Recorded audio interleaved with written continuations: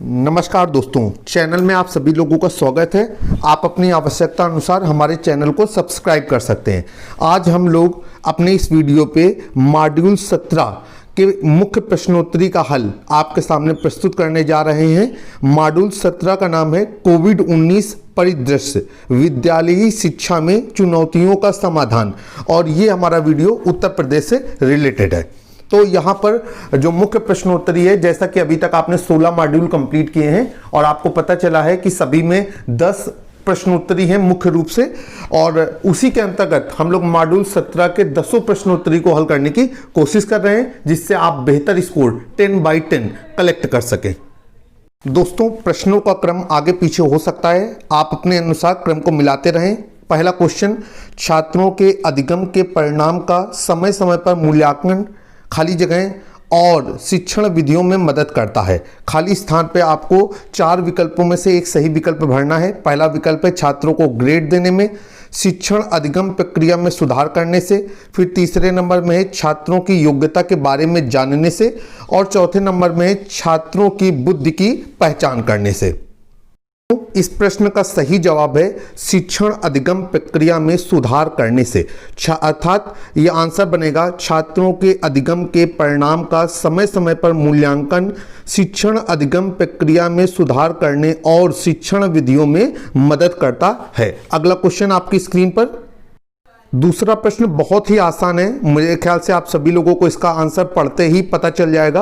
कोविड-19 एक व्यक्ति से दूसरे व्यक्ति तक कैसे संचारित होता है। एक बहुत बड़ी महामारी है, अभी हमारे समाज में व्याप्त भी है। ये कह रहे हैं विकल्प में हंसने से फैलता है, व्यायाम करने से फैलता है, खर्राटों से फैलता है, या फिर खांसने और छींकने से फैलता है। तो इसका सही उत्तर आप सभी लोग जानते हैं, और मेरे बताने से पहले आप लोग अपने उत्तर को गेस कर लीजिए ताकि आप सही मिलान कर सकें हमारे साथ। साथियों, इसका सही उत्तर है खांसने और छींकने से। कोविड-19 जो बीमारी है वो एक व्यक्ति से दूसरे व्यक्ति तक उसके सामने खांसने और छींकने से फैल सकती है। तीसरा क्वेश्चन आपकी स्क्रीन पर। तीसरा प्रश्न भी बहुत प्रभावशाली है। छात्रवासियों हॉस्टल्स के लिए सुरक्षित संगरोध अर्थात क्वारंटीन सुविधा की व्यवस्था शुरू करने का सही समय क्या है। 4 विकल्प दिए गए हैं। विद्यालय में प्रवेश लेने के दौरान ये करना चाहिए, या विद्यालय को पुनः खोलने से पहले करना चाहिए, विद्यालय शुरू होने के बाद करना चाहिए, या आवश्यकता पड़ने पर करना चाहिए। मैं तो आपसे ये कहूँगा कि इस मॉड्यूल में जो प्रश्न हमें मुख्य प्रश्नोत्तरी के रूप में दिख रहे हैं वो कहीं ना कहीं हमें जीवन जीने के तरीके में भी बदलाव के लिए प्रेरित करेंगे। इस महामारी के इस दौर पे ये प्रश्न हमारे जीवन के लिए बहुत लाभदायक होंगे। तो समय न व्यर्थ करते हुए सीधे हम इसके उत्तर की ओर चलते हैं ताकि सही उत्तर आप ज्ञात कर सकें। इस प्रश्न का सही जवाब है विद्यालय को पुनः खोलने से पहले, अर्थात हॉस्टल्स के लिए जो सुरक्षित क्वारंटीन सुविधा की व्यवस्था है वो हमें विद्यालय को पुनः खोलने से पहले शुरू कर देनी चाहिए। यही उसका एक सही समय है, और निश्चिंत होकर के आप टिक करते चले जाइए। आखिरी पे आप देखेंगे कि आपका स्कोर 10/10 ही रहेगा।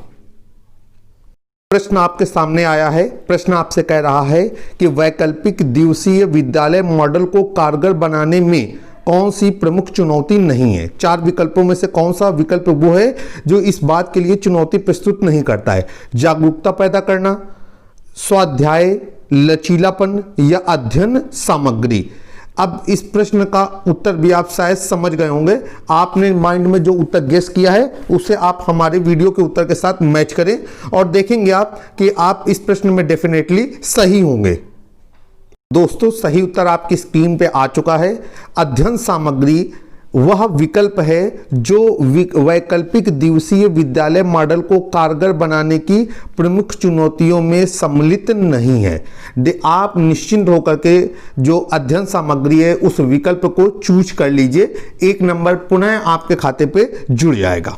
अगला प्रश्न आपकी स्क्रीन पर है कि महामारी की अवधि के दौरान छात्रों के मानसिक कल्याण के मुद्दों को संभालने के लिए सबसे प्रभावी उपाय कौन सा था। पहला विकल्प है निजी शिक्षक अर्थात ट्यूटर्स थे, शिक्षक थे, डॉक्टर थे, या शिक्षक परामर्शदाता थे। 4 विकल्पों में से आपको सही विकल्प का चयन करना है। हमारे वीडियो ऑपरेटर आपको सही विकल्प चुनने में मदद करेंगे। सही जवाब मिलने से पहले आप एक बार अपने माइंड पे जवाबों को थिंक कर लिया करिए, क्योंकि जब आपका बताया हुआ जवाब हमारे वीडियो के जवाब से मैच करेगा तो आपका कॉन्फिडेंस लेवल हाई हो जाएगा। ऑपरेटर टीम सही उत्तर आपकी स्क्रीन पर प्रदर्शित कर रही है। शिक्षक परामर्शदाता वो कड़ी थी जो इस कोविड-19 महामारी की अवधि के दौरान छात्रों के मानसिक कल्याण के मुद्दों को संभालने का सबसे प्रभावशाली कारक थी या सबसे प्रभावशाली उपाय को प्रस्तुत कर रही थी। तो आप शिक्षक परामर्शदाता विकल्प को टिक कर दें और 1 नंबर और अपने निष्ठा प्रशिक्षण खाते पर ऐड कर लीजिए। पुनः एक आसान प्रश्न आपकी स्क्रीन पर आपके सामने है कि छात्रों को कोरोना वायरस के प्रसार से बचाने के संबंध में विद्यालय में सुरक्षा सुनिश्चित करने के लिए कौन मुख्य रूप से जिम्मेदार है? कौन वो व्यक्ति है जो बच्चों को ये जानकारी दे सकता है कि इस महामारी के दौर से हम कैसे एक दूसरे से बच सकते हैं? तो एक प्रधानाचार्य की ये जिम्मेदारी है या शिक्षक की जिम्मेदारी है, उनके माता पिता की जिम्मेदारी है या समस्त हितधारकों की जिम्मेदारी है? मेरे ख्याल से एक आसान प्रश्न आपके सामने आया है और आपने सही उत्तर का गेस कर लिया है। हमारी वीडियो टीम आपकी स्क्रीन पर सही उत्तर प्रदर्शित कर रही है, जिसको आप अपने माइंड के द्वारा चुने गए उत्तर से मैच करिएगा। ये आपके कॉन्फिडेंस लेवल को अपग्रेड करता है, मजबूत करता है। आशा है इस प्रश्न का सही उत्तर सभी लोगों ने सभी हितकारक ढूंढे होंगे। हमारे आसपास के जितने भी हमारे हितकारी व्यक्ति हैं या हमारे फेवर के लोग हैं, उन सभी का दायित्व बनता है कि विद्यालय में हमारी सुरक्षा को किस तरीके से सुनिश्चित किया जाए, वो अपनी जिम्मेदारी इसके प्रति निभाएं और हमें इसकी जानकारी दें कि कैसे हमें इस महामारी से बचना होगा। अगला प्रश्न आपके सामने स्क्रीन पर आप सबकी झोली में एक बेहद आसान प्रश्न, कोरोना वायरस के कारण होने वाला कोविड-19 रोग किस प्रकार का है? 4 विकल्प आपको दिए गए हैं। बोल रहे हैं कि जेनेटिक रोग है, इसके अलावा वंशानुगत है, पहला विकल्प है प्रजातिगत, जेनेरिक है बीमारी या वंशानुगत है या संक्रामक बीमारी है या विटामिन की कमी से होने वाली बीमारी है। बहुत ही आसान क्वेश्चन, मेरे ख्याल से आप सभी लोगों को इसका सही जवाब मालूम होगा। हमारी स्क्रीन पे आपको इसका सही जवाब नजर आ रहा है। आप सभी लोग इसके सही जवाब को याद कर लें और जब भी आप अपनी निष्ठा मॉड्यूल को कंप्लीट करें तो सही जवाब देने की कोशिश करें। तो इस प्रश्न का सही जवाब है संक्रामक बीमारी। कोरोना वायरस के कारण होने वाला कोविड-19 रोग एक संक्रामक बीमारी होती है। आप सभी लोग संक्रामक वाले विकल्प को टिक कर लें। डेफिनेटली 1 नंबर और इस प्रशिक्षण में आपको प्राप्त होने वाला है। अगला क्वेश्चन आपकी स्क्रीन पर बेहद ही आसान क्वेश्चन कि किसी व्यक्ति को कोविड-19 महामारी से संक्रमित होने से बचाने की सबसे उपयुक्त विधि कौन सी है? 4 विकल्प हैं। दोस्तों के साथ गपशप करना ये आपको बचा सकता है, या जॉगिंग करना आपको बचा सकता है, सामाजिक दूरी आपको बचा सकती है, या हाथ मिलाना आपको बचा सकता है।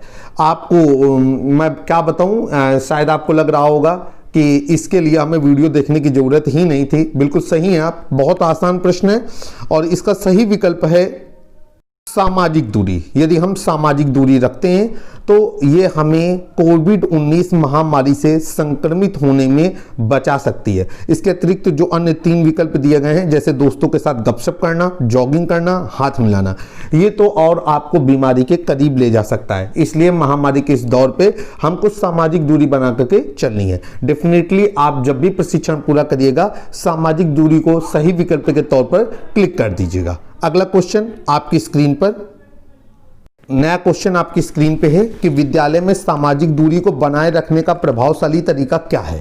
4 विकल्प दिए गए हैं। कह रहे हैं कि आय समूह में वैकल्पिक दिवसीय में विद्यालयी शिक्षा दी जानी चाहिए, बोली जाने वाली भाषा के अनुरूप वैकल्पिक दिवसीय विद्यालयी शिक्षा दी जानी चाहिए, सामाजिक पृष्ठभूमि के अनुसार वैकल्पिक दिवसीय विद्यालयी शिक्षा प्रदान की जानी चाहिए, या फिर छात्रों के क्रमांक के अनुसार वैकल्पिक दिवसीय विद्यालयी शिक्षा प्रदान करके हम सामाजिक दूरी को बरकरार रख सकते हैं। इसके सही विकल्प को जानने के लिए आप अपनी स्क्रीन पर निगाहें रखें और थिंक कर लें। आप अपने माइंड से सोचने की कोशिश करें कि इसका सही विकल्प क्या हो सकता है। तब तक हम आपको इसका सही विकल्प बताते हैं और मैच हो जाएगा तो यह आपके कॉन्फिडेंस लेवल को मजबूत करता है। इस प्रश्न का सही उत्तर है कि छात्रों के क्रमांक के अनुसार वैकल्पिक दिवसीय विद्यालयी शिक्षा प्रदान करके हम विद्यालय में सामाजिक दूरी को प्रभावशाली तरीके से लागू कर सकते हैं।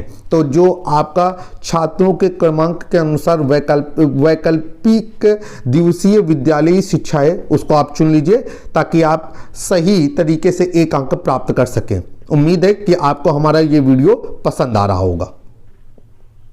एक आसान प्रश्न फिर से आपके सामने आया हुआ है। क्वेश्चन कह रहा है कि दुनिया भर में हाल ही में खोजी गई संक्रामक बीमारी कौन सी है जो महामारी बनकर के आपके सामने आ गई है। इबोला है, स्वाइन फ्लू है, कोविड-19 है या टाइफाइड है। आप सभी लोग जान रहे हैं कि यहाँ पर सही विकल्प क्या होगा। बहुचर्चित नाम है। आप पढ़े लिखे व्यक्ति से पूछें या बिना पढ़े लिखे व्यक्ति से पूछें, सभी लोगों के पास इस प्रश्न का सही जवाब रहता ही रहता है। तो सही जवाब इस प्रश्न का है कोविड-19। कोविड-19 वो संक्रामक बीमारी है जो हाल ही के समय में पूरी दुनिया में महामारी के रूप में बन करके उभरी है। तो आप कोविड-19 को सही विकल्प के तौर पर चुन सकते हैं। इस तरीके से अभी आपने देखा कि हमने 10 प्रश्नों के उत्तरों का चयन कर लिया है। अब आप हमारी टीम के साथ देखेंगे कि हम लोग कितना स्कोर गेन कर पा रहे हैं। इसके बाद आप भी जब अपने मॉड्यूल को कंप्लीट करिएगा तो आप सेम उत्तर दे करके हमारे बराबर स्कोर क्रिएट कर सकते हैं।